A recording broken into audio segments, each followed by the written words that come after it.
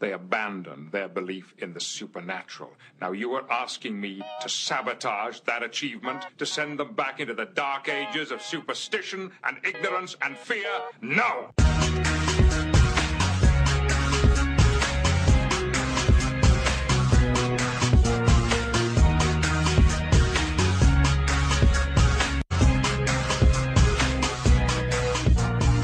Welcome everyone to the first edition of the Tool Show proper, and with me this week, welcoming back Marty. How's it going? I'm doing okay. And back again for another session, Pumpkin. Fear me and obey. Yes, Pumpkin's in his usual mood. Just to give you a quick idea what's coming up on the show, I think, Marty, you've got a segment coming up later. Right. And we have Kitch doing his usual science report, and this week's interview was with futurist and transhumanist philosopher Zoltan Istvan, and it was really a pleasure listening to him, so stay tuned for that later on in the show. And with all that, I think we can go straight into the news. Are you guys ready? Sure. So I don't know whose news story we can go with for. I think I'll go with this one, that Jack the Ripper has been identified for sure for the 100th time. Finally, we can put him away for his evil crimes. Yep. So I don't know, I take it you guys might have heard about this. Yeah, I've heard something about it. I have no idea about the details. Did they find some snippets from the Independent piece on this? I have no idea how they did it. What was it like? They found some old DNA or something? Yeah, well, straight away, this doesn't start off on a good note. An amateur sleuth with a book to sell and a scientist working in his spare time claimed to have solved one of the biggest murder mysteries in history by naming Jack the Ripper as a Polish immigrant in the 19th century after discovering what they consider conclusive DNA evidence. Okay. Problem number one is you need something to compare it to. Yep, I'm just going to scroll down here. I've got the only piece of forensic evidence in the whole history of the case. I've spent 14 years working on it, and we definitely have solved the mystery of who Jack the Ripper was. Only non-believers will want to perpetuate the myth will doubt. This is it now. We have unmasked him, the author said. Okay. So... First of all, how? And second... It's the usual kind of true believer talk saying, we've solved this for sure, and if you doubt us, you're just, obviously it's the usual, you're just being negative, like that you get off the spiritualists all the time. Sure, but I'm just... finding forensic evidence, if they can do a DNA analysis, okay, well, it's old. I don't know how quickly that breaks down, but okay, let's say you can do that, but you still need something to compare it to. I mean, DNA doesn't, it's not like there's the person's identification, his name is not written in the DNA code or something. You need to actually have the DNA of the person that you know that this is his DNA, and then you compare it to the DNA on the murder weapon, for example. Okay, the evidence he had is apparently a shawl that was left at one of the crime scenes of Jack the Ripper. Okay. It's only claimed to belong to the victim in question. And basically they said they were able to track down the living descendants of both the suspect and the victim, and found that the DNA sequences matched DNA sequences recovered from the shawl, probably from the blood of the victim and the semen of Jack the Ripper. Okay, that sounds pretty weak. That's some resilient jizz. Yeah, I don't know how, it doesn't sound good at all, this in any way. No, I don't know how much you could backtrack. I mean, sure, you can find that there are certain sequences that are found throughout the family line or something like that, but yeah, I don't think you can say that it's in any way conclusive. Well, and the other thing is, back at Jack the Ripper time, crime scene forensics wasn't to the same standard it was today. So it can definitely be contaminated. there's cross-contamination, and also you've got to rely on the fact that this shawl hasn't been cleaned or washed or contaminated in nearly 126 years, that it hasn't been contaminated in a single way. And matching it to the descendants as well, if I remember right, that even then that's pretty shaky stuff to match their descendant, because their DNA is going to be different from the descendants. You might find a slight, but that could be on any line of the family tree, really, couldn't it? Yeah, exactly. So, Pumpkin, do you have anything else to say there? It sounds weak as hell. Okay, surprisingly to the point there from Pumpkin. I think, Marty, you've got the next story for us. Yes, physics-related stuff. Stephen Hawking has said something that is stirring up a bit of a shitstorm. He has said that the Higgs boson could become metastable and basically wipe out the universe. Well, just to time out with you, Marty, what does metastable actually mean? Basically, it's hard to explain. It basically means it can go unstable, essentially. You have a lot of energy in one place, and that's just a bad thing, basically. So the idea here, anyway, is that if this happens, then basically that can sort of cause this bubble to form in the universe that just expands at the speed of light, and anything that goes into this bubble is just wiped out. And this bubble will just sweep across the universe and just destroying everything. And we wouldn't even see it coming, since it comes at us at the speed of light. So we would just be going about our business and poof, we're dead. Of course, this is not a new thing. This is something that it is actually a doomsday scenario that has been known about for a long time. This is just another thing we're figuring out that could actually cause it. It's so ridiculously unlikely, because basically what we're talking about is something that would require energies that are so high that they're only found in like particle accelerators that are even more advanced than the ones we have today. But it's also something that would have been extremely common in the early universe. In fact, every single point in the universe would have had energy levels like that, and guess what? We're still here. This has kind of got me flashing back to when the LHC was first switched on, and there was the scare and the whole "it's going to create a black hole and swallow up the Earth" stories. Is the same kind of thing? Yeah, it is. It's sort of like saying you could go outside and find the winning lottery ticket on the pavement just now. You could, but it's so astronomically, the odds are so stacked against you, kind of thing. Yeah, exactly. It's and we don't even know if this could happen. I mean, the very fact that it seems like, this would happen at sufficiently high energies. Well, in the early universe, it would have happened in that case.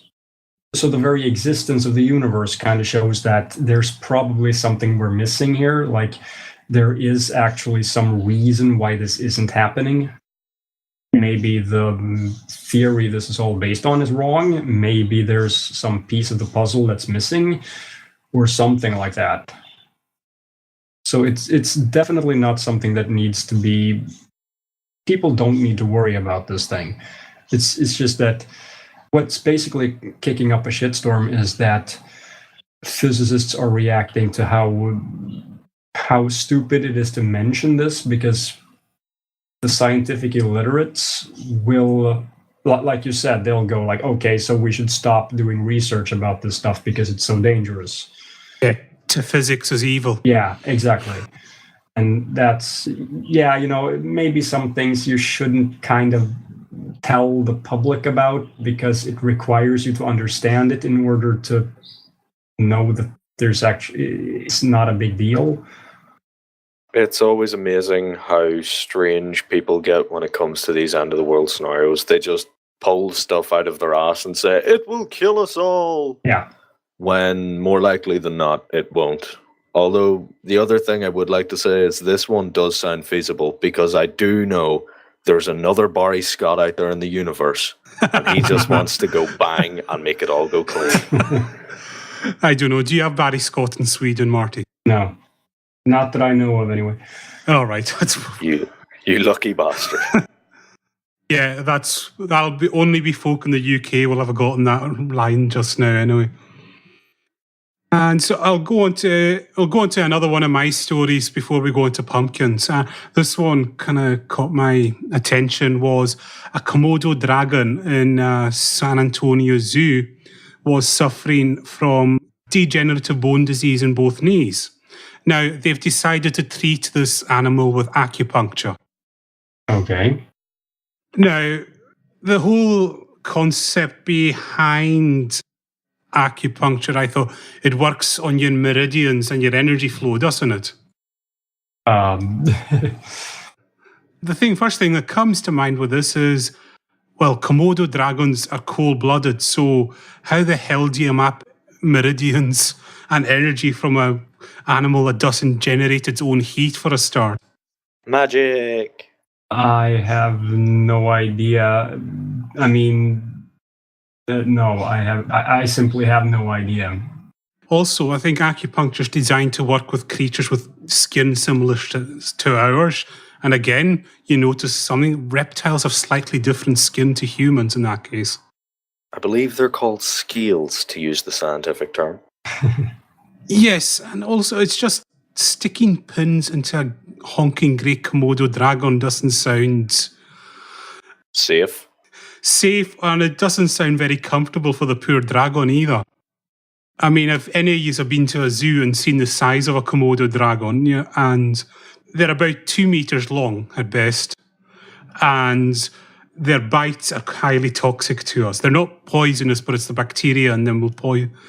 Yeah, that I knew. I just I have a hard time sort of seeing one in front of me to know how big it is. I've seen them on TV and stuff like that, but I haven't seen one in real life. It says here in the actual article that the acupuncture is supposed to stimulate nerves, muscles, connective tissues, and boosts the activity of your body's natural painkillers and increase the blood flow. And again, the blood thing is kind of an important detail when you're dealing with a reptile. Yeah. As we stated, for those reptiles are cold-blooded, it means they do not produce their own internal heat. So, yeah, the whole blood flow, it's a different idea when you're dealing with reptiles. Yeah, and then there's the whole question about just how well acupuncture works and how much of it's just placebo effect. I'm not sure what the word is on that right now. I think they say it can offer some pain relief. Yeah, that's kind of what I've heard too. Yeah. But pain is in your mind, so the question is it a physical thing or is it a psychological thing? Yeah, but again, it's like doing it on an animal. How on earth do you know? Yeah, that's kind of my point. If it's entirely psychological and you try it on an animal that you can't explain it, it's not going to know that it's supposed to be pain relief. So. Yeah, I know this is going to sound pretty bad, what I'm going to say, but I could understand them maybe trying this on chimps or monkeys, because you could sort of psychologically analyze how they're feeling. Yeah. But again, a reptile, it's very, like I've got 2 pet bearded dragons, and reptiles are well known for not showing if they're in discomfort. Oh, that's right. That's the same thing with birds. They hide their illnesses because in the wild they have to do that. If they look sickly and that, they'll be picked off by predators. Right. I think there's a very simple way we can tell if it's hurting the dragon. If you poke it with a needle and it tears the person's arms off, gives him blood poisoning and he dies, they just hit the wrong spot and need to try again. Or it was just hungry. Or it's been hanging around you too long. Don't tell them that I've been training it. Okay, and with that, I think we can move into your story now. So, as some of you may or may not know, there was a charming cunt called Ian Paisley who died. Ian Paisley was a political figure in Northern Ireland supporting of the DUP, which is a unionist party. He was also a minister in the Presbyterian Church, if I remember correctly. The guy was a massive monolith to cuntness. Some of his famous quotes are "Save Ulster from sodomy" during the 70s and 80s when he was campaigning against legalizing homosexuality. He didn't particularly like Catholics, saying that they bred like rabbits and multiplied like vermin. He used to call the Pope the Scarlet Woman of Rome, which actually I find kind of funny. He was very, very strange when it came to things, classical parts of Irish culture, like drinking, dancing, and fighting each other. He said, and I quote, "Line dancing is as sinful as any other type of dancing, with its sexual gestures and touching. It is an indictment to lust." Wow. He's interesting. Hated drinking, hated smoking, hated any kind of fun. Very famous for standing on his box and shouting, "No, never. Ulster says no. I'm a massive gaping cunt." Oh no, wait, that's what everyone watching him was thinking. So sadly, that poor bastard died. And there was much rejoicing. The thing is, though, when I was in work the next day, there was a guy who came to me and he said, like every national tragedy, exactly where you were when you heard the news. And he was right. I was in the kitchen. I then turned and thought, oh fuck, the kettle isn't boiled yet. Just to check, was he part of, is it the Caleb Foundation or the Caleb Foundation? How do you pronounce it? Was he part of that? I think it's the Caleb Foundation, which is a foundation supporting Irish morality. It doesn't like abortion, doesn't like gays, doesn't like, well, pretty much anything fun, really.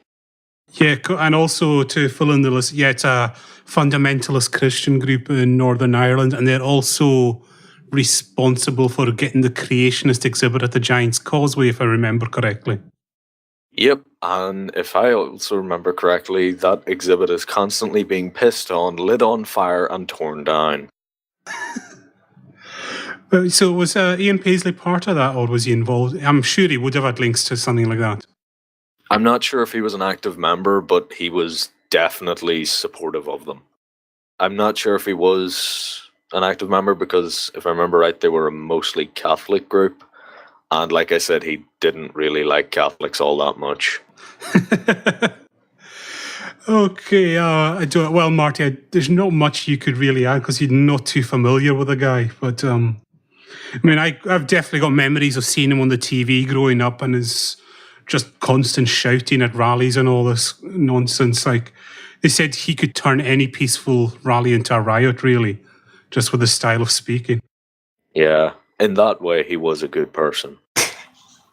But in general terms, I do remember when I was 5 or 6 and I was watching the news with my dad and I looked up and saw him standing and shouting and the narrator talking about how he was at a rally and saying, "Dad, why is there a ball sack on that man's face?" So I think we can say here lies Ian Paisley, and I think that's the last you'll ever hear about him on this show. Yeah, I think the original plan was to bury him at the bottom of the world's first man-made lake because they were just going to leave the grave open and let people fill it with piss. Okay, shall we carry on to another few news stories before we close out the news section this week? And before I dig the hole any deeper. Yes. Okay, I got this one just in a few hours ago, and it's apparently Bigfoot has made it to Moscow. Oh, cool. Moscow researchers said they have found an almas, a legendary primate known as a Russian Bigfoot, is wandering in the woods near the city. So do you want to hear what evidence they've collected? A YouTube video? He's sitting in office under the name Vladimir Putin? Oh, no, it's actually, I'll let you decide. Andrei Stroganov.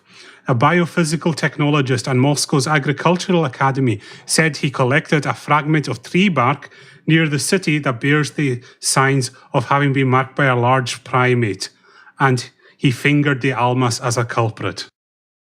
I can see that's just stunning evidence from the reaction there. What? Bigfoot exists. Look, here's a piece of wood. He doesn't say what signs that it's been marked by a large primate. I mean, he doesn't seem to elaborate much further on that, but it's been marked. I mean, this could literally be the bear shits in the woods. Yeah, that's what I was thinking. It's just a bear marking his territory by scraping at the bark of a tree. And this guy thought, oh, Bigfoot. And here's a quote from the guy. He says, "The Almas is cosmopolitan," Stroganov joked when asked about the creature living so close to the capital. "I am not worried. They are benevolent and need our protection." Wow. So we will enroll them in Spetsnaz and send them against the Western menace. But anyway, we do have a little. They are described in the Natural History Archives of China. They're listed. And they're noted as being medium height, 5 feet tall, covered in dark hair, primitive features such as sloped foreheads, large jaws, and a thick brow. They bear some resemblance to Bigfoot and Yeti. That actually sounds like a guy I know called Seamus. Maybe it's just the Irish are coming to Moscow. Yeah. That's probably what's going on. We heard you had vodka. Yeah, I've got nothing. You've got nothing on that. And just probably this will be the last news story to close us out in this section. And instead of Mike Adams, we're going with Alec Jones this time. Oh, joy. Alec Jones had a news story on his website saying that basically in a Florida institute, 11 and 12-year-olds in the 6th grade are being taught how to use strap-on dildos amidst a debate about sexual contact finding its way into Common Core subjects. And this is a bad thing. How? I seriously doubt that. He said, and it says, the pictures were taken by a student with a cell phone camera. They show a teacher demonstrating how to use a strap-on sex toy in a number of different positions. Now, I know what you're thinking, Pumpkin, is saying, why the fuck didn't I go to that school? I went to Catholic school. We didn't have strap-ons. We had Father O'Malley. So, but essentially, what happened is, guess what? Alec Jones has misreported a story. Basically, what happened was, this is a story, it was an LGBT sexual health seminar given at a university for the students. So, yeah, and a satire website got a hold of this and then turned it into, oh, look, the 11 to 12-year-olds have been taught how to use strap-ons. And Alec Jones, as always, the incredible researcher he is, didn't bother checking this. Please say it was The Onion. No, it wasn't the. I don't have where it came from. Yeah, well, he's an idiot. That is all. But just some comments from the way Alec Jones reported it. The teaching of so-called alternative sexual lifestyles is being practiced in many states under Common Core as a result of sexual content finding its way into other subjects. So? School district in Arizona banned a Common Core approved book last year as it was found to contain sexually explicit images that described scenes of bondage. I doubt that. Actually, I have heard that certain places are trying to promote the idea that, yes, bondage is a thing. No, it isn't evil. Deal with it. Yeah, exactly. That's probably what he means. And possibly there was like some cartoon drawing or something of someone getting spanked or something, maybe something like that. It can't possibly have been worse than that because textbooks don't contain actual pornographic images. Yeah, it wasn't like a diagram of how to do the perfect high knot or some shit. Yeah, but there's other little bits he's added on to this. And he says, There's one group that claims this. It's serving to desensitize children to sexual contact and could lead to an increased chance of molestation within the schooling system. Oh, so it is a Catholic school. Yeah, exactly. And one other, you're going to enjoy this last bit. It says, perhaps the most infamous example of how Common Core will manifest itself in America's schooling system was illustrated by a bizarre video in which the Common Core curriculum director said that 3 by 4 equals 11 could be considered a correct answer so long as students could explain how they reached that number. Yeah. Now, this kind of goes back to when I did mathematics in school. And I always remember they would give you an equation and tell you to solve it. And there was 6 marks for it. And our teacher always said, as long as if you just put the wrong answer down, you'll get no marks. But if you show all your working out, then you can get 4 marks, say, even if you get the wrong answer, because it shows, that's pretty much what that sounds like.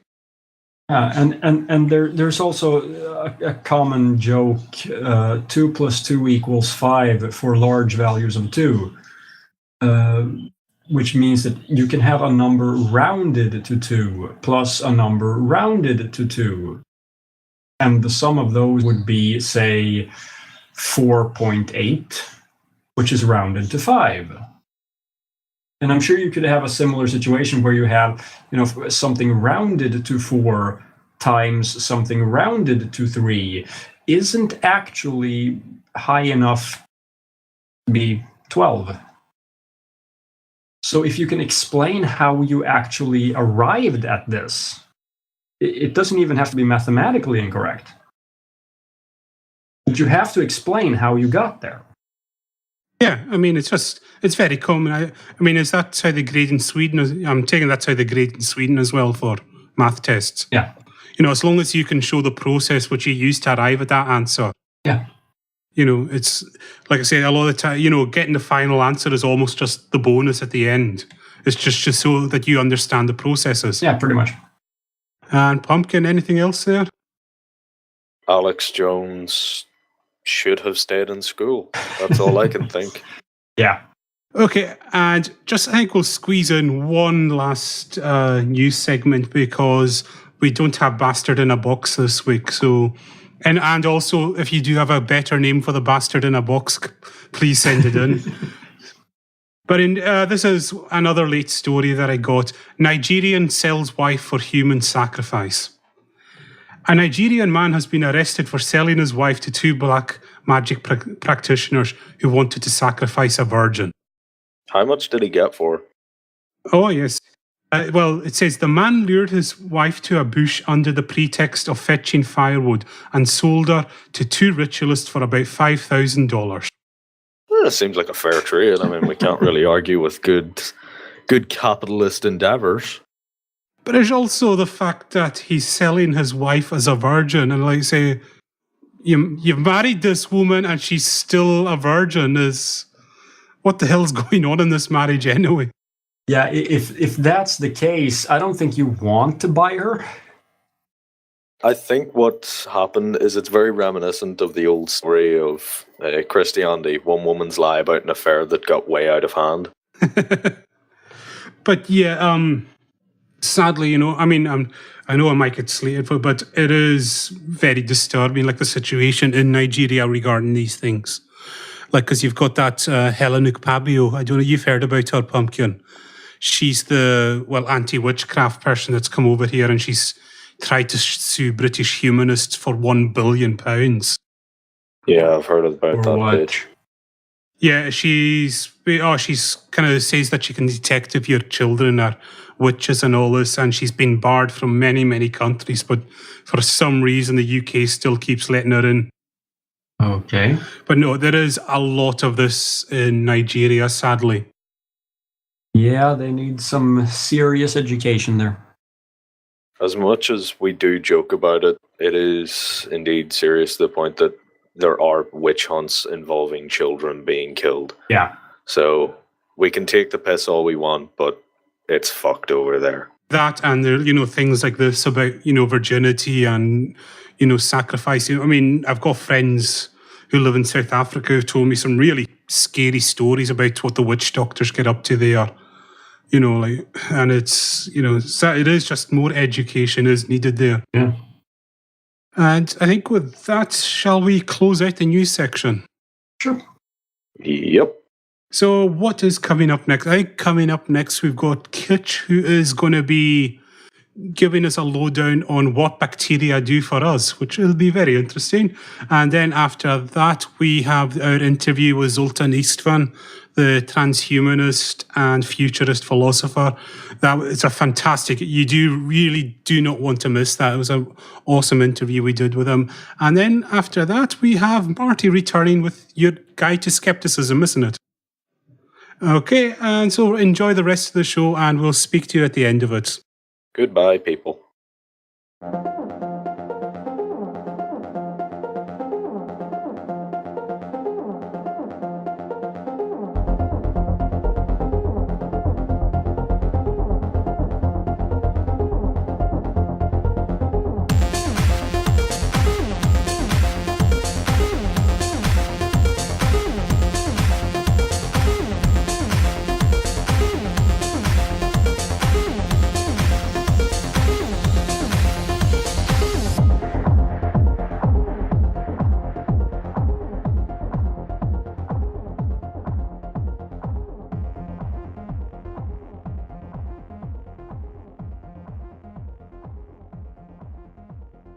Bacteria.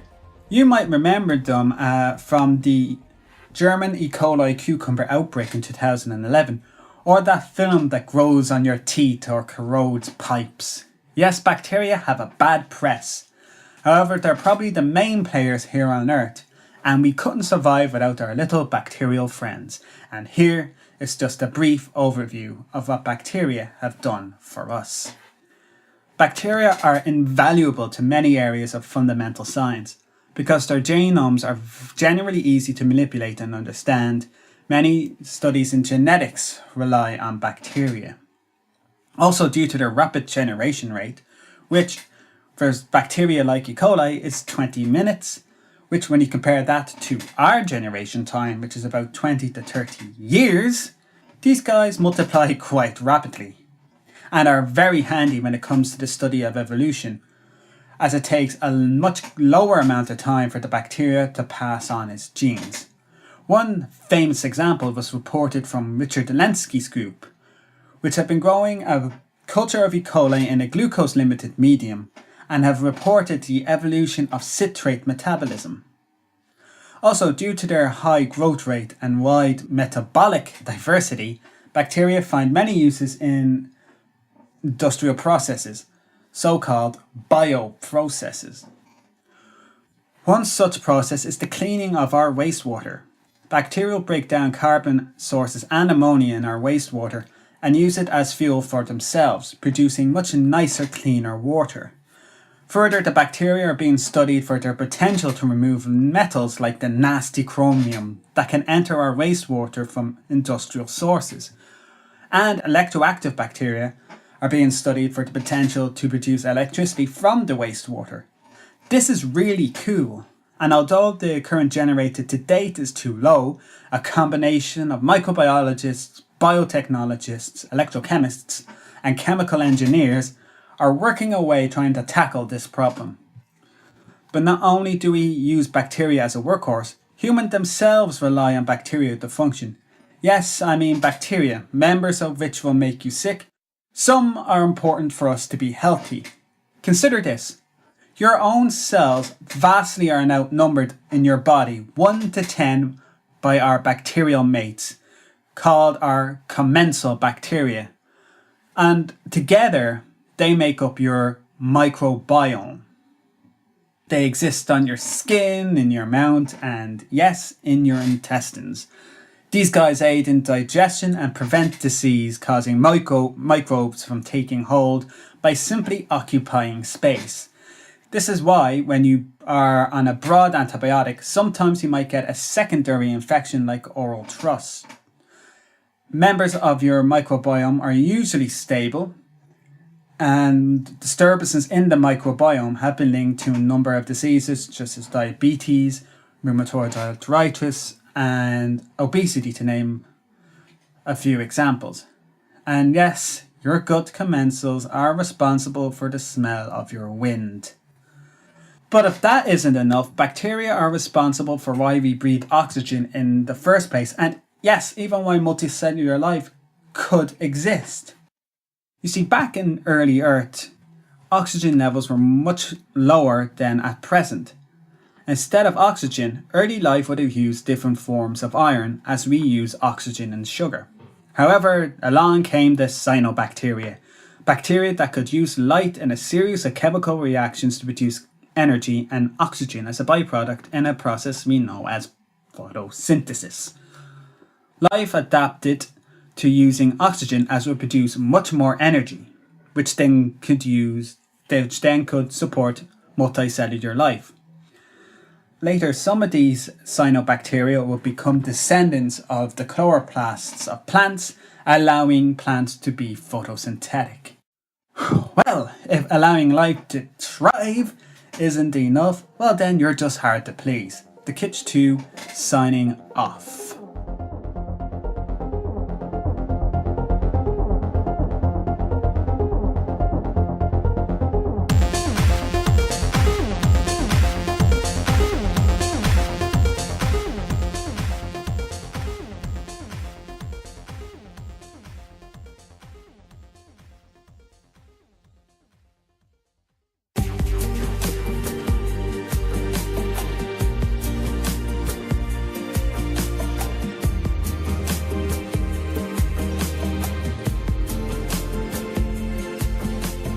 Hello, everybody, and welcome to the next segment of the Trolling with Logic podcast. Today, I have with me an esteemed writer, an esteemed person of philosophical insight that I think a lot of people are going to enjoy me talking to. This is Zoltan Istvan. Thank you for joining us, Zoltan. Hey, thanks so much for having me on your show. I very much appreciate it. Oh, we appreciate you coming on. So, in doing research with you, I found out a decent amount of things. Just to be clear, because this is a label that gets put on people sometimes, and sometimes they deny the label, so I'm not quite sure if this works. But according to my research, it says that you're a futurist. Yes, certainly a futurist. Okay. Now, see, I don't have a problem with that, but I've spoken to a lot of futurists before, and for some strange reason, I can never really get any sort of uniting ideologies between them as to what exactly it is. Somebody gave me a manifesto that was written back in, I think the 20s or something along those lines that was supposed to explain it, and I couldn't understand it. So if you could just, elucidate what exactly futurism is, at the very least to you. Yeah, absolutely. And believe me, you're not alone in having a hard time to do it, because essentially it's kind of a brand new field. And it's not that it's a brand new field, but it's a field that is changing so dynamically in the last 10 years, and no one has really been quite certain how important of a field it's going to be. So basically, a futurist is somebody who discusses the future, but he discusses more in terms of what near-term technology, what near-term science, what near-term social occurrences are going to happen and impact society, civilization, and the planet in general. And I actually happen to be a transhumanist, which is a certain type of futurist. I really specialize in kind of technology and science that enhances the human being and enhances the human experience. See, that's the other thing that I read that you was a transhumanist. I didn't know that was like a type of futurism. I thought that was kind of its own sort of independent philosophy as to I suppose the preference of where civilization should go. But I do guess that if futurism is about talking about what we should be doing in the future, that does make sense. What sort of came first for you? Was it delving into futurist philosophy, or was it delving into being a transhumanist, or did one open the door to the other, or how'd that happen? Well, I consider, for me, the fields are totally interchangeable. They're one and the same for me. That said, there are a number of futurists who don't want to be associated with transhumanism. And just so your audience knows, transhumanism literally means beyond human, the Latin, beyond human. But it's really just a label for using science and technology to radically upgrade the human being. Artificial hearts, augmentation, bionics, machine intelligence, those kind of things. But, essentially, most futurists are people that really are trying to somehow use whatever they think is going to happen somehow and apply it directly to their lives. Whereas transhumanists are not all necessarily transhumanists are people that are speculating about the future. Really, transhumanism is just a movement that is afoot right now. And there are people like biohackers that are already implanting chips in their arms, or people like Ray Kurzweil that are taking lots of vitamins and a certain type of diet and already trying to extend their lives. One of the main goals of transhumanism is to try to live indefinitely. So for me, the two terms are interchangeable, and I often use futurist just because it's an easier term to understand. Transhumanism is still kind of a newer label that has just really become in vogue in the last year or two. But it more clearly defines what I mean when I talk about my ideas, which are specifically any idea that, kind of would radically enhance the human being. I would actually consider myself a transhumanist as well, in many different ways. One of the things that I've noticed when speaking to other people about this subject is that there's a bunch of different ideas as to how this beyond humanist sort of thing is supposed to go. Like, should it be biological enhancement? Should it be cybernetic enhancement? Should we all just sort of be absorbed into a giant supercomputer? Things like that. What exactly do you think is the most likely avenue? At the very least, which one would come first, if any of them, as far as becoming a little bit more than what we currently are by using technology and science? Sure. And, you just real quickly, you're also right. The transhumanist movement is not like a specific amount of one group of people go this way and another group of people go this way. Some transhumanists are religious, some are not. Some believe in biotechnology. Others only believe in artificial intelligence or machine intelligence. So it's all across the board. It's really just a general label for anyone that's trying to use science and tech to seriously change their lives. But personally, I believe in, I think over the next 10 years, the kind of enhancements you're going to be seeing are continual enhancements with technology such as some of the brainwave reading technology we're seeing. We're going to probably start, iPhones will probably end up being sort of like Google Glass or headsets that we can communicate that way in the next 10 years. And I also think there'll be some interesting biotech coming through the system. I just wrote an article on artificial hearts, and I'm a pretty strong believer that within 10 years, they will have a better artificial heart than they have now, and that artificial heart will be better than your human heart, at least in most circumstances. So, that brings up the question, especially with cardiovascular disease being the number one killer basically around the world, at least in modern kind of countries, is, are you going to replace your biological heart, even if it's healthy, with an artificial one? So that's kind of a typical transhumanist technology that I could see happening in the next 10 years. But the technology, to answer your question, that I think is really going to revolutionize the human being, and the one that's going to make us a different species, where it will no longer make sense to call ourselves a human or even consider ourselves part mammal, is the mind uploading, or the stuff that kind of Google and some of the other artificial intelligence companies are working on. I'm pretty certain that they're going to be able to connect our brain waves and download ourselves essentially into a machine. And once that happens, you're going to probably have a perfect copy of yourself, and you'll be able to do everything you want inside a machine, probably be mixed with machine intelligence. So you'll be, 10 times smarter, something like the movie Transcendence. And I think once that happens, then we have really departed from what it means to even be a kind of mammal that we once were, for hundreds of thousands of years. And that's the technology I see happening in about 20 years. I think in 15 years, you're going to be hearing about it in the news all the time, and it will be something that everyone will be debating whether it's actually a good idea or a bad idea. But as you probably know, last week, or I think about 10 days ago now, they had the first telepathic or mind-to-mind communication between two people thinking thoughts. And, the fact is that if they have chips that are already able to understand your thought, then it's really just a matter of time before they're going to be able to download everything in your head into a machine. And that's really where the future is. So just playing a little bit of devil's advocate here, because I am a transhumanist, but at the same time I do understand there's a lot of arguments already against it. There's going to be a lot more in the future, obviously, when it comes to sort of cybernetic enhancements and that kind of stuff. Just kind of being people voluntarily deciding I have a perfectly fine arm, but there's a cybernetic arm that'll make me even stronger and stuff like that. So I think the main argument that a person might have is that we should have a value as being ourselves, as being the biological creatures that we are. That to do that is sort of to betray who we are as an identity. What would you say to somebody like that? Well, it's really about, I think, what you're after. I think, and I agree with you, I'm not 100% on board with all these technologies either. I want to, slowly take my time as I experience them and discover them. I'm married. I have 2 young kids. I'm pretty much engaged in a very human life here in San Francisco, where I live. So, these technologies sound pretty bizarre to me. I don't think my wife's going to be very happy if I cut off my arm and put on a robotic arm, even if it is better. And it will be better probably in 10 or 15 years. So these are, choices that we're all going to be faced, and we're all going to have to either make.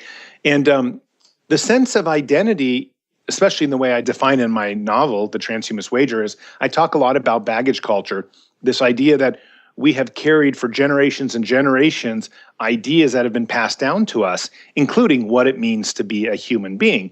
And that has in turn become sacred to us because it is so ingrained in our system. It's very strange to imagine ourselves looking in the mirror, having robotic limbs and maybe an artificial heart and whatever other technologies there are going to be that will exist. And in 10, 15 years, most of them will already be being tested on people. The sense of identity is just really what you make of it. I'm pretty comfortable with departing from any sense of human identity because my main purpose is to try to live indefinitely. Most of my book and most of my ideas and philosophies are centered around not dying, trying to avoid death, trying to live indefinitely. So I'm going to do whatever I can do to try to make myself live better, more healthy, and especially longer. And if that means cybernetic parts, or if that means bionics, augmentation, whatever it is, I'm all for it. I just realized that there are certain values or institutions that are going to get in the way. It's not something I'm going to jump over, overnight in, one day come home and be this cyborg for my children.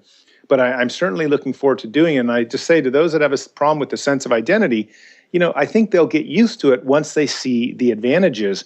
If we can all run as fast as a horse or hold our breath 10 minutes underwater because we have artificial hearts, it's going to be hard for one whose neighbor can do that, and to see him doing these kind of spectacular feats and then not participating just because of that sense of identity. I think our sense of identity, both from a cultural point of view and an individual point of view, will start changing significantly once we start really seeing the benefits of such radical technology. I'm going to put a pin in that for just a little bit because I do want to get back to that subject. But knowing our listeners, I know they're going to be fairly curious about something that you said earlier. So I'm just going to go ahead and ask the question that's probably on their minds. You said that you wrote fairly recently about the first sort of, for lack of a better word, telepathic communication between 2 different people. What exactly do you mean by that? About 2 weeks ago, a Harvard research team had a person based in India and a person based in France. And they were wearing these kind of new headbands, like the Muse headbands. You've been probably seeing them on the market. They monitor your brain waves. They can help you. For example, you can turn lights on when you walk inside a room just by thinking about it. Or, you have to have practiced that. But once it learns where essentially your brain lights up when you think of, I want to turn that light on, and the headband learns where it's at. And then after a while you train it. And then eventually you can walk into a room and turn it on. The same thing with, you can take a photo of yourself wearing Google Glass with a certain adaptation to it, and then immediately paste it on your Twitter account or Facebook account just by thinking about it. So what happened is this telepathic communication took place between 2 people taking just simply, very, very basic. They thought 2 words to each other. They had trained themselves to know these words ahead of time. And then one guy thought, hello, from France, and sent it to India, and the other person thought ciao or another word, and it sent it back. And because of the way they had trained the headbands the brainwaves, they were able to hear each other in their minds without uttering a word, without doing anything else. And so what they, everyone, all the press in the world went crazy about it because they said, well, this is truly the first telepathic communication where someone thought hello to another person and it was real. They heard it. So this is the future of communication, actually. However, the question is really now begins all the hard work, not just one word, but thousands and thousands of words, thousands of different, hundreds of different languages, the different dialects, the variations, understanding syntax and some of that stuff. So that's where a lot of the hard work is going to come before you and I can actually have this podcast just by thinking about it and not by actually having spoken words. But anyways, so that's the experiment that happened. And I hopefully have an article coming out in a few weeks about some of my thoughts on it. Where would they be able to find that article when it comes out? Unfortunately, I have submitted it to a number of places, so I am waiting to hear back.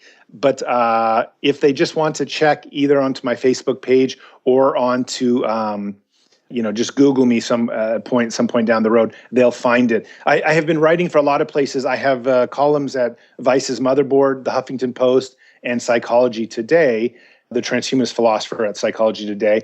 But this story is going to start out trying to go somewhere else. And if it doesn't work, it'll probably end up either for Vice's Motherboard or the Huffington Post.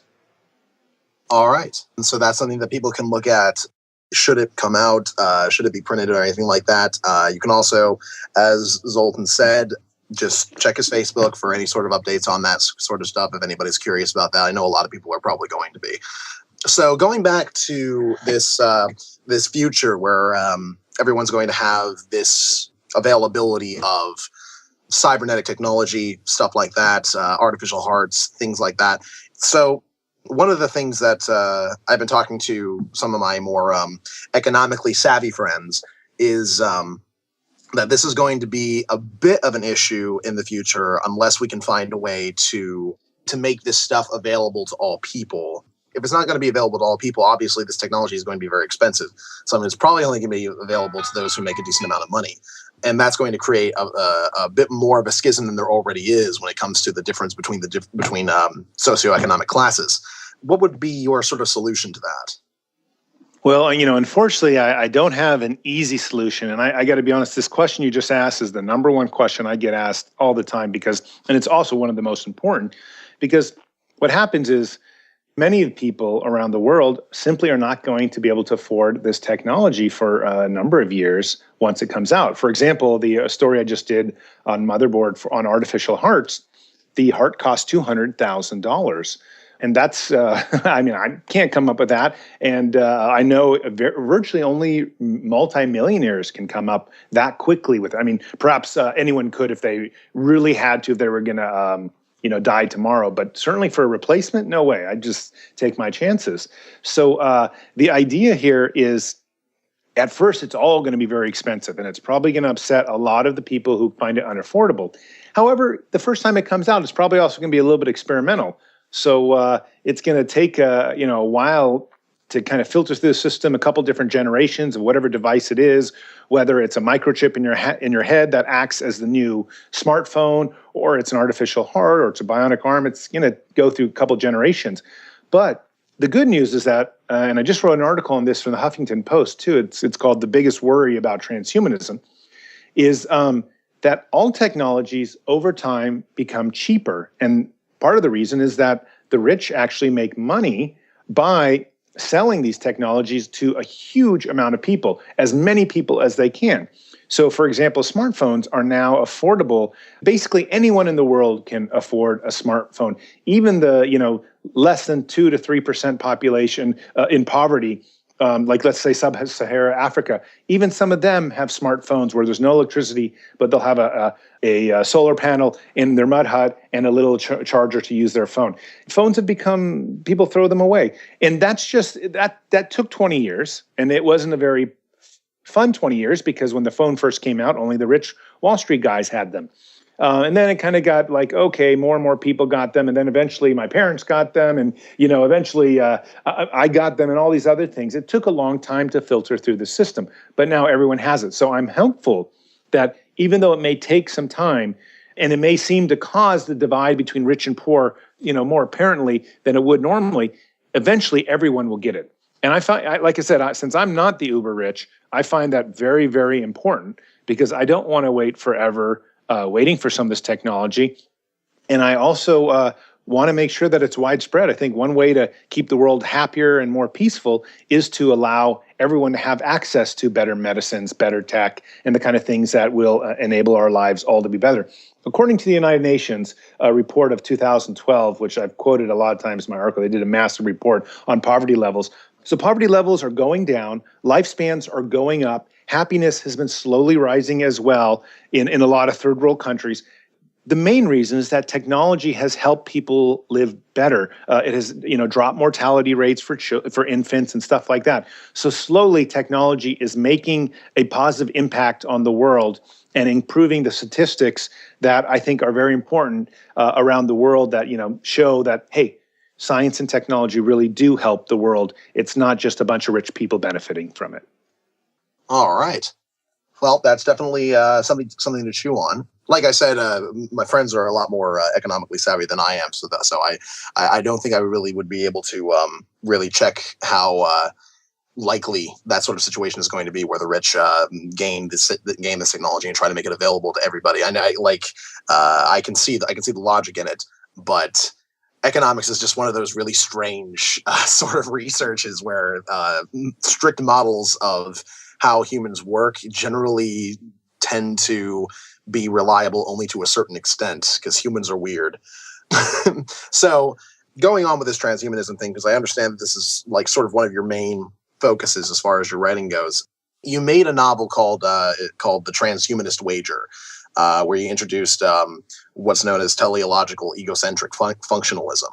That's a mouthful right there. So maybe you could elucidate a little bit more as to what exactly TEF is. Sure. And I just usually call it TEF just to make it simple. Yeah, and I'm increasingly worried that the name is too much of a mouthful, because the philosophy has now kind of, wherever I go, the philosophy sort of follows. But essentially, my novel, The Transhumanist Wager, essentially it debuts these ideas, certain types of philosophy, certain types of core ideas that try to embrace using technology and science and applying them in ways that philosophers had not applied them before. So ultimately, one of the main things of TEF is that it starts with the 3 laws of transhumanism. And I won't go into them now because they're kind of complex, but basically they lead up to every single person is trying to attain as much power as possible.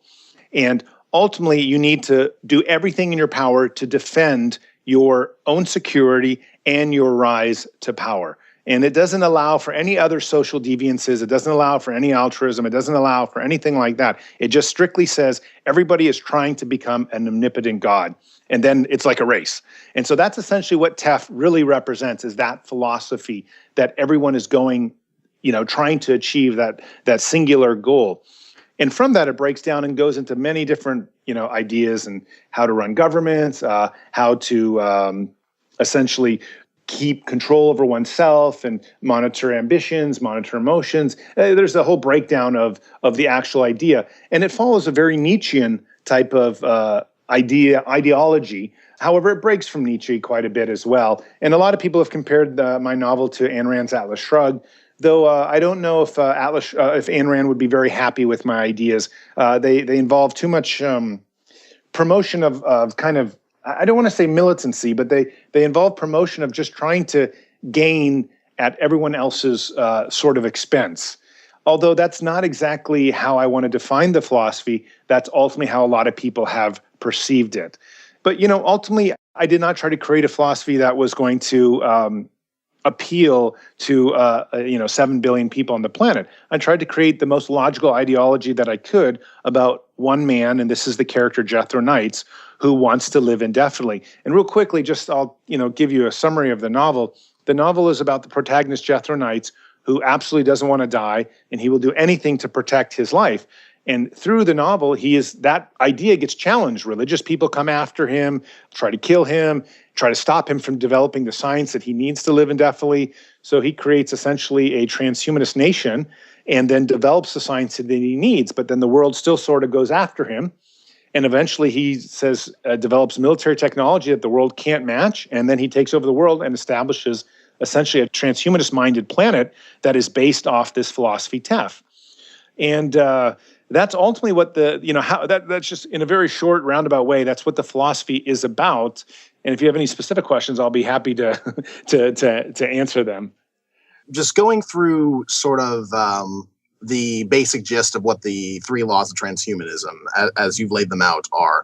It seems to me to be a very sort of, I hate to oversimplify it, but a very carpe diem sort of mentality, a very do what you can to improve your own situation. And that's sort of like that should be at the very least your main goal. Before I go on, would that be fair to say? Yes, that is fair to say. And feel free to be critical because everyone else is. So yeah, that is definitely fair to say. Okay, so I have a family that is very diverse in their goals and their aspirations and things like that. Very different levels of what they're satisfied with. Like my father is probably the one who strives the most to get to the most successful position he can in life, at the very least, what he sees as his own version of success. And in stark contrast, you have stuff like my mother or my stepfather, who are very interested in just sort of maintaining a livable, comfortable space for their life, for the rest of their life. That's really what they're satisfied with. They don't really need to be rich. They don't really think it's going to make them happy. They don't really want to gain any sort of power among their other workers or anything like that. They just want to maintain jobs that keep them at a comfortable space. So just looking at that sort of philosophy where one is almost obligated to improve their own situation, what would you think about people who are satisfied with whatever situation they're in, even if they don't necessarily have any sort of actual power over other people or economic power or stuff like that? They're really interested in being where they are and maintaining just a certain level of comfort, and that's it. Well, and that's the majority of the people, to be honest with you, as not everyone is striving to achieve. I think everyone's striving to achieve something, but very few people are going to subscribe to the philosophy that I'm putting forth, where they are striving to achieve at least, a kind of a godhood or a perfect omnipotence. And I would just say that, yeah, that's completely natural. I think one thing I've been increasingly saying, and how I wrote the novel, is that the transhumanist wager and the philosophy TEF is very much a bridge to the coming era of machine intelligence. I'm a firm believer that once artificial intelligence or machine intelligence becomes aware of itself and realizes that it's a valuable entity that it wants to preserve itself, then it's going to develop philosophies that are much more strict in the protection of themselves, much more strict in the ambition of what they can achieve. And this is where TEF actually comes into play, because it's been criticized as this overwhelmingly rigid ideology that says it makes a lot of sense, but not everyone wants to achieve omnipotence. Not everyone wants to be God. Not everyone wants to rise to as much power as they can. As you point out, just a lot of people just want to enjoy their lives and have their families and kind of go on to the next level. My philosophy starts off saying that because nobody wants to die, that's where the essence of the philosophy comes from. You want to protect that point of view, that if you don't want to die, you need to achieve power to protect that fact. And the only power that's going to protect that fact completely is all power or omnipotence. And that's kind of why I believe that TEF ultimately kind of comes down to this idea that everybody wants to achieve the most amount of power as possible. And some of those people that don't want to achieve it, that's entirely their perspective. But I do believe that for the people that are very ambitious, or the machine intelligences that are going to be coming here in probably 10 or 15 years, they're going to take to this type of philosophy much more quickly than any other type of philosophy out there, because it's the kind that essentially says, be the most that you can be and take no prisoners. And from an evolutionary point of view, and I think we're always dealing with evolution, is that's the one that makes the most sense. The one that wins is the one that is able to achieve the most amount of power and protect itself. Okay, so just going off of that for a little bit, looking through the sheer amount of people who have published your articles, you have a variety, and by variety I mean a variety of different political bents. People who are interested in publishing what you write, which I think is very interesting. You get published by people like Breitbart, Fox Business Network, and the American Conservatives, and yet at the same time you'll be published by people like Jezebel, Eye of Nine, and the Huffington Post. These are places that usually would see each other as enemies, and yet they all seem to agree that what you write is interesting. Do you think that, like, your very particular manner of interest is something that most people of different political ideologies can agree with? Is that why this is going on, or is this something that confuses you as well? No, but it's an excellent question. So I think what's happening ultimately is that, first off, I come from a political background that doesn't subscribe to one single element. And I think that's what has been very confusing. Clearly, a lot of TEF philosophy is, authoritarian. However, there are elements in it that are 100% libertarian, meaning that it would defend freedom all the way. And that confuses people. There's like, well, how can you be both? And then there are some very conservative elements. And of course, as you notice, some of the places like Fox News and Breitbart, they'll run with the conservative elements. I would personally align myself more with liberal tendencies. And those are from some of the major places that I like to write for as well. And I try to, with each article I do, or depending on whatever press mention there is or whatever they're highlighting on me, because a lot of times the articles are just about me or about some of the ideas, they take what they like and they put it through their editors and their system and run with it. That's the great thing about transhumanism is, as I had mentioned at the very beginning, it's not anti-religious perspective, though certainly most transhumanists are atheists or agnostic. It's not entirely a liberal philosophy, because there are definitely huge amounts of conservative transhumanists or libertarian transhumanists or techno-progressives or liberal. So it's completely across the board. And when you have a movement so young, nobody really knows what to make of it. But one thing's for sure, it's pretty fascinating. And there's no doubt that the technology and science that's coming out of the movement is going to affect every single political party. So that's the ultimate reason that I think everyone has sort of said, well, yeah, this is worth discussing. Though I can tell you that even though they let me discuss these things, they're not championing me too heavily as their kind of guy or anything like that. They're just like, okay, it's interesting enough. Let's put him through the system and publish him. But it's never like, oh, he's one of ours, because I think they know the philosophy is too all over the place to really fit a proper political window yet. And it just hasn't defined itself that way yet. So going back into TEF and transhumanism and stuff like that, as I understand it, the philosophy is very much based on a sort of egocentric mentality of putting yourself and your betterment, your own improvement above all other things, or rather your existence in general. Where exactly, because you said that this sort of kind of eliminates the obligation of altruism to a certain extent. So what would be the sort of, in your mind, an obligation that one might have to another person, if we have any? So real quickly, I think, as many of your audience might know, Nietzsche's Will to Power. In my novel, I talk quite a bit or discuss the will to evolution, which essentially says someone that supports this philosophy, the TEF philosophy, is essentially someone who's trying to evolve as quickly as possible into as powerful as an entity that they can be. Now, in that context, especially given the 3 laws of transhumanism, and the third law is that you must protect the universe.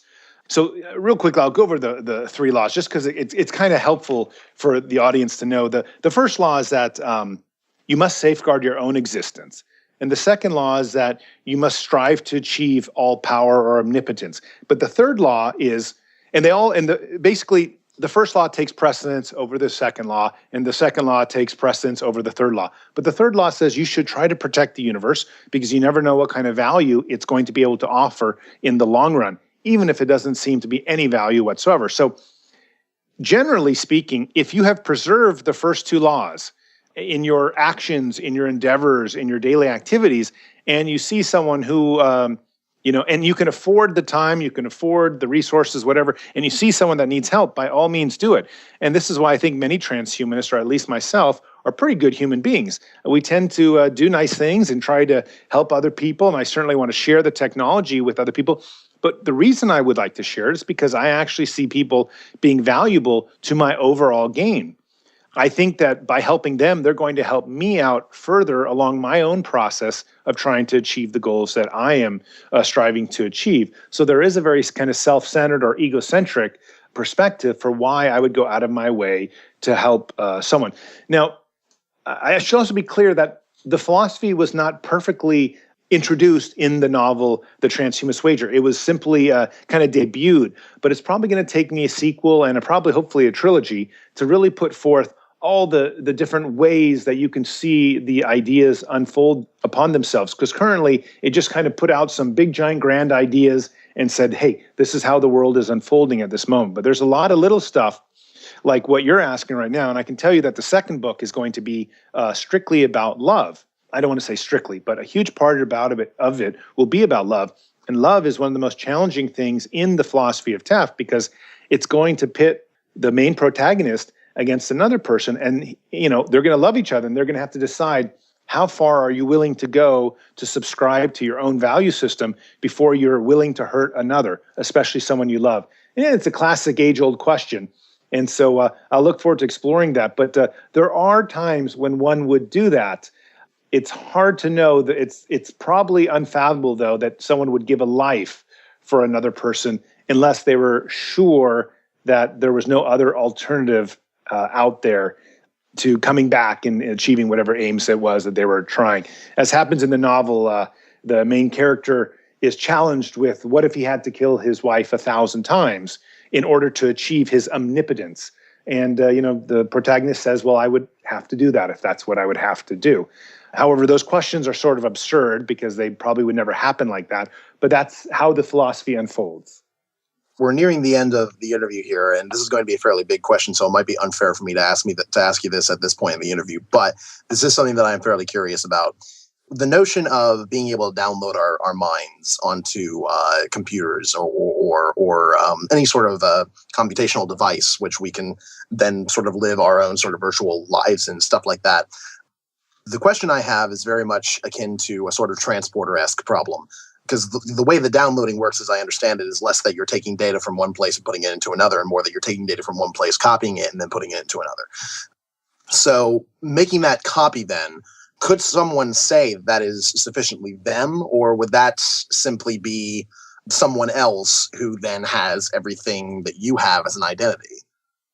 So, this is a fascinating question that none of the philosophers have really worked out perfectly yet. And this is why simulation theory and all these other ideas are going to go back and forth probably for, at least years to come.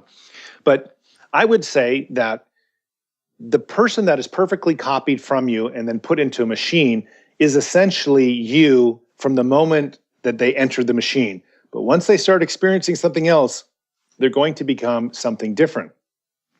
But it's always going to be two separate entities. It's always going to be Zoltan 1 and Zoltan 2, and there's no way around that. And I'm not comfortable as Zoltan 1 saying that my immortality is Zoltan 2. However, I can tell you that given an either or choice, if it was either having Zoltan 1 and Zoltan 2 or having only Zoltan 1 and then Zoltan 1 dying, I would certainly choose Zoltan 1 and Zoltan 2. So you kind of get down into the game theory where you're like, it's just better to have a Zoltan 2 out there, even if it is something that is going to evolve differently than me, and even if it is something that is separate from me. Now, perhaps in the future, though, there'll be ways to merge. Maybe there'll be a way that there'll be some kind of fail-safe button that says, whenever you leave and go into a machine, your own body becomes like, goes to sleep, and there's no more Zoltan there. It's only Zoltan 2. So maybe there'll be a mechanism that philosophers or the technicians will create that will give you that sense of this is the only thing that's left. Maybe it'll be some kind of law that they'll build into this type of technology. But likely, it's just going to be a perfect clone, and there's going to be two of you. And so it's not a perfect situation, but it's better situation than becoming stardust and 6 feet underneath the earth, I suppose. All right. Well, we're reaching about the 45-minute mark when it comes to concerning this interview, and I know you wanted to keep it fairly short because you have stuff to do with your family and all that kind of stuff. I understand. I appreciate you coming on to the show. Appreciate you taking the time out to talk to us. For everybody who's listening, you can check out many of Zoltan's different articles just by Googling his name. It's literally his articles are everywhere. New York Times, Huffington Post, Daily Caller, everywhere.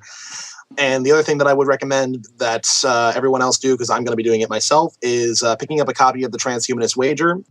Talking to a couple of my friends in preparation for this interview, I was told that it is an interesting read. At the very least, even if you don't agree with everything that's in the book, it's still something that would be fascinating, I think, for a lot of people to read. So I'm going to get a copy. I recommend everybody else gets a copy. And again, check out any of his work online if anybody else is curious about that kind of stuff. And also check out his Facebook page for other updates as to different things that he's been looking into and different research he's been looking into as well. Zoltan, again, thank you for coming on to the podcast with us.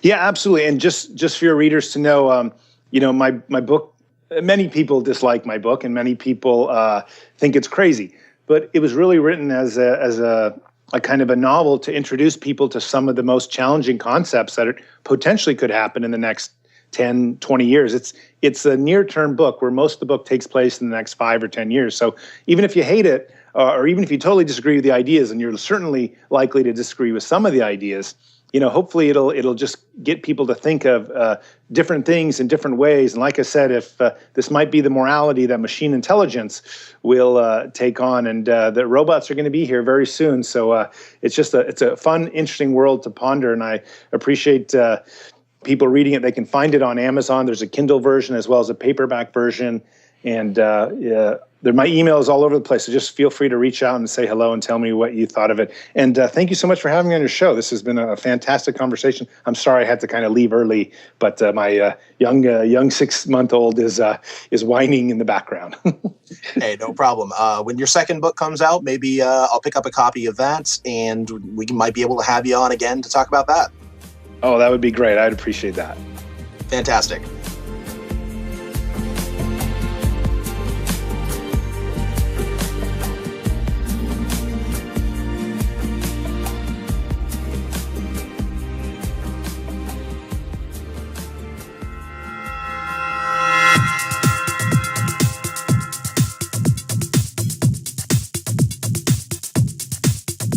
What is skepticism, and why does it matter?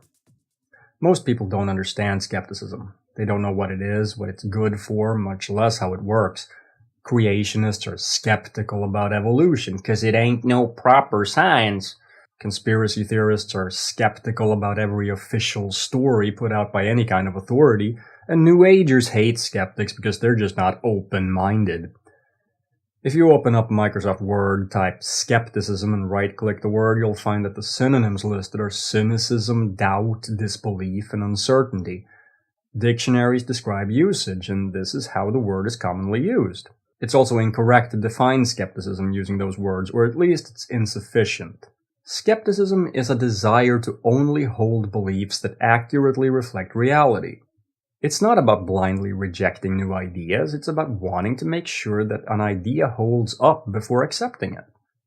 A skeptic is not someone who dogmatically holds to a particular set of beliefs. That's what a closed-minded person does. He refuses to change his mind regardless of what evidence is presented.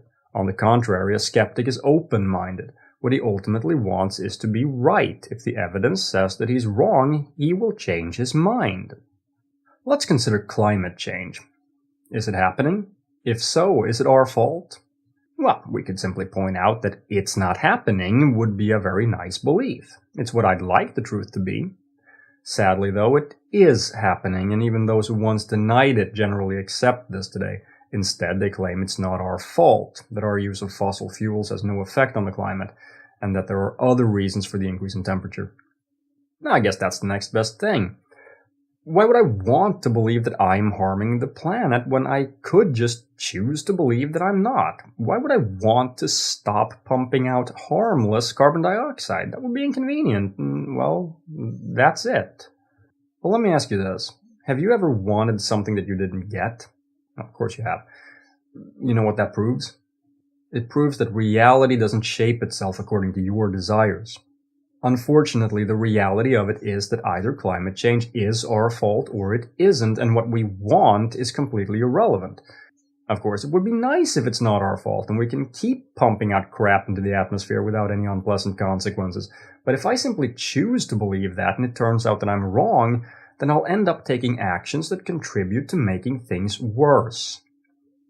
That leads me to why skepticism is important. Beliefs inform actions, and actions have consequences.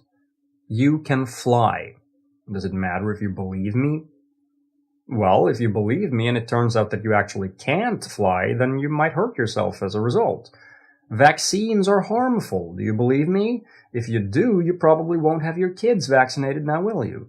What if they're not harmful? What if all you've accomplished is to make your kids susceptible to deadly diseases that the vaccines would have protected them from, without causing any harmful side effects? Now your beliefs have ended up putting someone else in danger.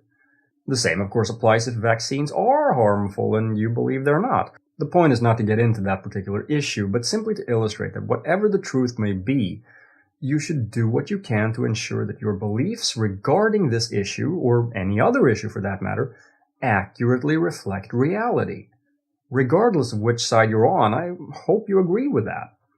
It's in everyone's best interest to make decisions based on accurate beliefs. If you want your actions to have the desired consequences, you have to base them on beliefs that are actually true. This is also why some skeptics, such as myself, take it upon themselves to respond to unsupported or demonstrably false claims made in public forums. We don't want people to be convinced that claims are true when there's no good reason to think they are.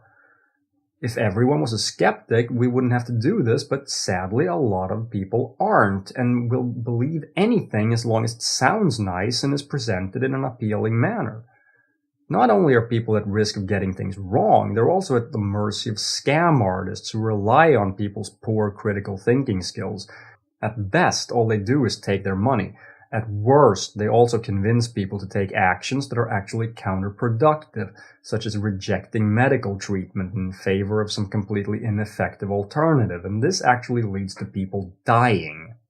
There's also the issue of people allowing others to think for them. Cult leaders and dictators rely on this. A lot of people don't want to think for themselves because, as it turns out, that can be pretty hard.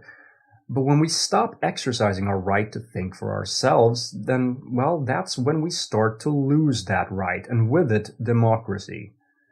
In a free, open, democratic society, we must all think for ourselves. That's the whole point. On election day, when I'm asked what my opinion is, it should not be whatever the great leader wants it to be. Okay, sure, now I can already hear the complaints. But all you so-called skeptics always say the same thing. You don't think for yourselves at all.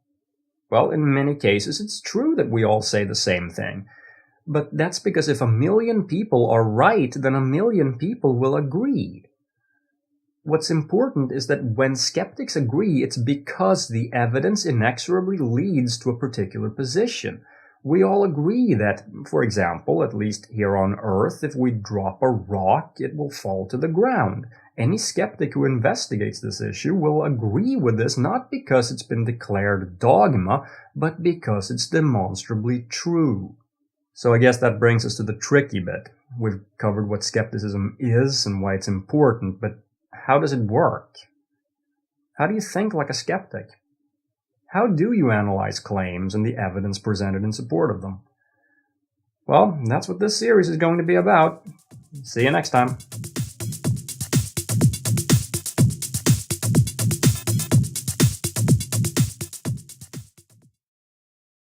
And that is it. That's the end of another thrill-packed edition of Tool. How was it for you guys? And this time, Marty, you can sort of agree because you do know what one of the segments sounds like. Yeah, I'm sure it was okay. Pumpkin, how was it for you? Oh, it was amazing when there was that explosion and then the Michael Bay slow motion of the tits bouncing with the things happening in the background just changed my life. Jeez, oh, you're that drunk already. Is that how you're recalling Ian Paisley now? It's the only way I can without having to drink more. So just to let you know, we are here hopefully every week. We've had a little bit of a delay in getting this one out, but it will be out soon. We do have some really good interviews in the pipeline. And like I said, if you do want to be featured in the show, just a minimum of 5 minutes on whatever skeptical related subject you want. Record it in a WAV format and send me a link to wherever you upload it, and I'll send it to the rest of the team and we'll consider it. Also, just remember, if you have enjoyed the show, you can support us on Patreon. And I don't know, does anyone else, Marty, do you have any announcements, or do you have a message you want to get out there? I don't. I'm trying to find the time to make videos, but it is hard. I've got so much to do at work, so yeah, I'm trying. Yeah, and just for everyone, I hopefully will get back to Skeptical Lizard. It's just I've got I myself have a huge backlog of things to get through. There was a big political event this week in Scotland, and all right, yeah, in 2 weeks I've got to go to the specialist to have my eyes checked again because I've got cysts growing on them yet again, and I'm also going to a Star Trek convention. So hurl your abuse at me for that one. Nerd! Marty, you can't talk. I know. And I never said that I'm not a nerd. You can't accuse me of shit because you don't know what I do in my free time. I am going to try and take my sound recorder just to see if I can get Patrick Stewart to say Trolling with Logic and record it. If I can get him to say this is Trolling with Logic, that'd be awesome. Yeah, that would be really cool. So, Pumpkin, what have you got going on then? Very little. I'm actually in work a lot, trying to sort out some personal matter and trying to cultivate a farm of stabbable baby pandas. Oh, so the usual, basically. Yeah, just an average Tuesday. Average Northern Ireland Tuesday, is it? Yeah, wait till you see Thursday. Whoa. And with that, I think we can close out. So, like I said again, if you have enjoyed the show, please donate to Patreon. Lots of nice rewards here. Patreon.com/Trolling with Logic. The link is below or in the description. And I don't think there's anything else show related. I said we do have some new features planned and a lot more good stuff to come. And also, please send us your feedback, anything you'd like us to improve, or like I said, if we've done good or done bad, just let us know and we'll keep trying to improve the show for you. So with that, I will say goodbye, and Marty, say your goodbye. Bye. Pumpkin, say goodbye to the nice people. Goodbye, nice people, and bring me whiskey next time. Okay, and thank you very much for listening, and we'll see you all next time. Have a good one.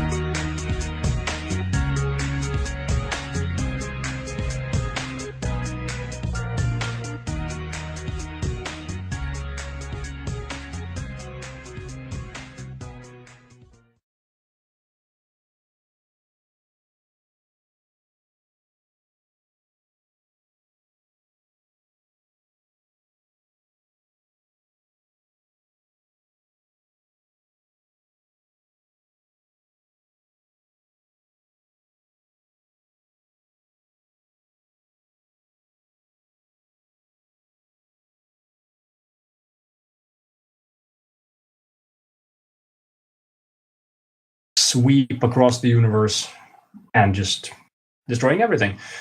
And we wouldn't even see it coming since it comes at us at the speed of light. So we would just be going about our business and poof, we're dead. Of course, this is not a new thing. This is something that it is actually a doomsday scenario that has been known about for a long time. This is just another thing we're figuring out that could actually cause it. It's so ridiculously unlikely because basically what we're talking about is something that would require energies that are so high that they're only found in like particle accelerators that are even more advanced than the ones we have today. But it's also something that would have been extremely common in the early universe. In fact, every single point in the universe would have had energy levels like that. And guess what? We're still here. This has kind of got me flashing back to when the LHC was first switched on and there was the scare and the whole it's going to create a black hole and swallow up the Earth stories. It's the same kind of thing. Yeah, it is. It's sort of like saying you could go outside and find the winning lottery ticket on the pavement just now. You could, but it's so astronomically, the odds are so stacked against you, kind of thing. Yeah, exactly. It's and we don't even know if this could happen. I mean, the very fact that it seems like, well, this would happen at sufficiently high energies. Well, in the early universe, it would have happened in that case. So the very existence of the universe kind of shows that there's probably something we're missing here. Like there is actually some reason why this isn't happening. Maybe the theory this is all based on is wrong. Maybe there's some piece of the puzzle that's missing or something like that. So it's definitely not something that needs to be... People don't need to worry about this thing. It's just that what's basically kicking up a shitstorm is that physicists are reacting to how stupid it is to mention this, because the scientific illiterates will, like you said, they'll go like, okay, so we should stop doing research about this stuff because it's so dangerous. Yeah, to physics is evil. Yeah, exactly. And that's, maybe some things you shouldn't kind of tell the public about because it requires you to understand it in order to know that it's not a big deal. It's always amazing how strange people get when it comes to these end of the world scenarios. They just pull stuff out of their ass and say, it will kill us all. Yeah. When more likely than not, it won't. Although the other thing I would like to say is this one does sound feasible because I do know there's another Barry Scott out there in the universe and he just wants to go bang and make it all go clean. I don't know. Do you have Barry Scott in Sweden? Psychological thing. Yeah, but again, it's like doing it on an animal. How on earth do you know? Yeah, that's kind of my point. If it's entirely psychological and you try it on an animal, that you can't explain it, it's not going to know that it's supposed to be pain relief. So. Yeah, I know this is going to sound pretty bad, what I'm going to say, but, I could understand them maybe trying this on chimps or monkeys, because you could sort of psychologically analyze how they're feeling. Yeah. But again, a reptile, it's very, like I've got 2 pet bearded dragons, and reptiles are well known for not showing if they're in discomfort. Oh, that's right. That's the same thing with birds. They hide their illnesses because in the wild they have to do that. If they look sickly and that, they'll be picked off by predators. Right. I think there's a very simple way we can tell if it's hurting the dragon. If you poke it with a needle and it tears the person's arms off, gives him blood poisoning and he dies, they just hit the wrong spot and need to try again. Or it was just hungry. Or it's been hanging around you too long. Don't tell them that I've been training it. Okay, and with that, I think we can move into your story now. So, as some of you may or may not know, there was a charming cunt called Ian Paisley who died. Ian Paisley was a political figure in Northern Ireland supporting of the DUP, which is a unionist party. He was also a minister in the Presbyterian Church, if I remember correctly. The guy was a massive monolith to cuntness. Some of his famous quotes are, "Save Ulster from sodomy," during the 70s and 80s when he was campaigning against legalizing homosexuality. He didn't particularly like Catholics, saying that they bred like rabbits and multiplied like vermin. He used to call the Pope the Scarlet Woman of Rome, which actually I find kind of funny. He was very, very strange when it came to things, classical parts of Irish culture, like drinking, dancing, and fighting each other. He said, and I quote, "Line dancing is as sinful as any other type of dancing, with its sexual gestures and touching. It is an indictment to lust." Wow. He's interesting. Hated drinking, hated smoking, hated any kind of fun. Very famous for standing on his box and shouting, "No, never. Ulster says no. I'm a massive gaping cunt." Oh no, wait, that's what everyone watching him was thinking. So sadly, that poor bastard died.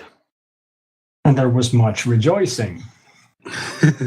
The thing is, though, when I was in work the next day, there was a guy who came to me and he said, like every national tragedy, exactly where you were when you heard the news. There's the person's identification, his name is not written in the DNA code or something. You need to actually have the DNA of the person that you know that this is his DNA, and then you compare it to the DNA on the murder weapon, for example. Okay, the evidence he had is apparently a shawl that was left at one of the crime scenes of Jack the Ripper. Okay. It's only claimed to belong to the victim in question. And basically they said they were able to track down the living descendants of both the suspect and the victim, and found that the DNA sequences matched DNA sequences recovered from the shawl, probably from the blood of the victim and the semen of Jack the Ripper. Okay, that sounds pretty weak. That's some resilient jizz.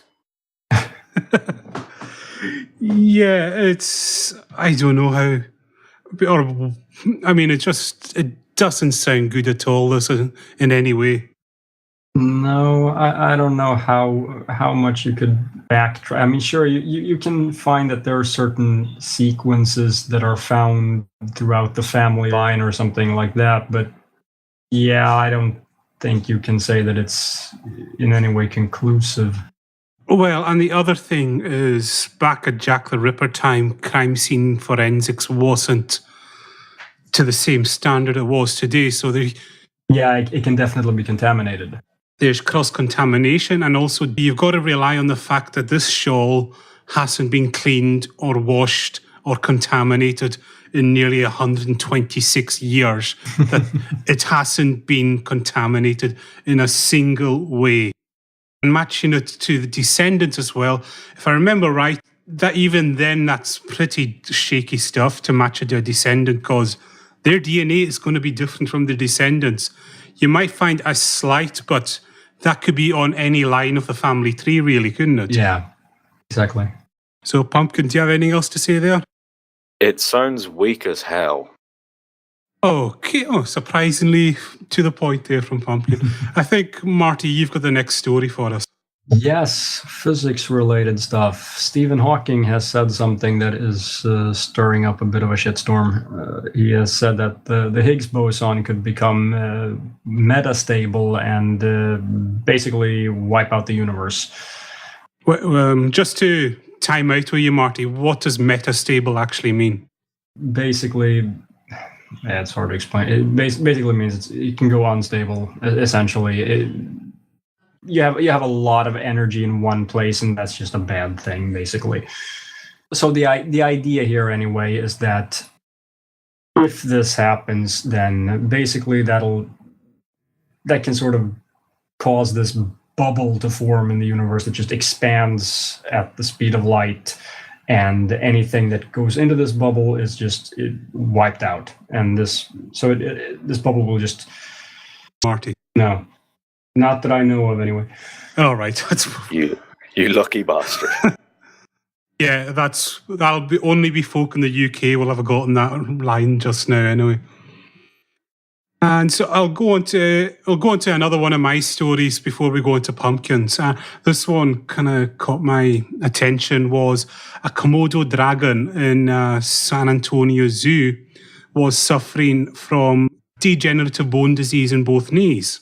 Now they've decided to treat this animal with acupuncture. Okay.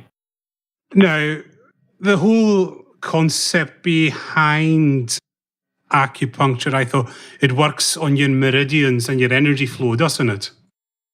The first thing that comes to mind with this is, well, Komodo dragons are cold-blooded, so how the hell do you map meridians and energy from an animal that doesn't generate its own heat for a start? Magic. I have no idea. I mean, no, I simply have no idea. Also, I think acupuncture is designed to work with creatures with skin similar to ours. And again, you notice something, reptiles have slightly different skin to humans in that case. I believe they're called scales, to use the scientific term. Yes, and also it's just sticking pins into a honking great Komodo dragon doesn't sound safe, and it doesn't sound very comfortable for the poor dragon either. I mean, if any of you have been to a zoo and seen the size of a Komodo dragon, and they're about 2 meters long at best, and their bites are highly toxic to us. They're not poisonous, but it's the bacteria and then will poison. Yeah, that I knew. I have a hard time sort of seeing one in front of me to know how big it is. I've seen them on TV and stuff like that, but I haven't seen one in real life. It says here in the actual article that the acupuncture is supposed to stimulate nerves, muscles, connective tissues, and boosts the activity of your body's natural painkillers and increase the blood flow. And again, the blood thing is kind of an important detail when you're dealing with a reptile. Yeah. As we stated, for those reptiles are cold-blooded, it means they do not produce their own internal heat. So, yeah, the whole blood flow, it's a different idea when you're dealing with reptiles. Yeah, and then there's the whole question about just how well acupuncture works and how much of it's just placebo effect. I'm not sure what the word is on that right now. I think they say it can offer some pain relief. Yeah, that's kind of what I've heard too. Yeah. But pain is in your mind, so the question is it a physical thing or is it a... They abandoned their belief in the supernatural. Now you are asking me to sabotage that achievement, to send them back into the dark ages of superstition and ignorance and fear? No!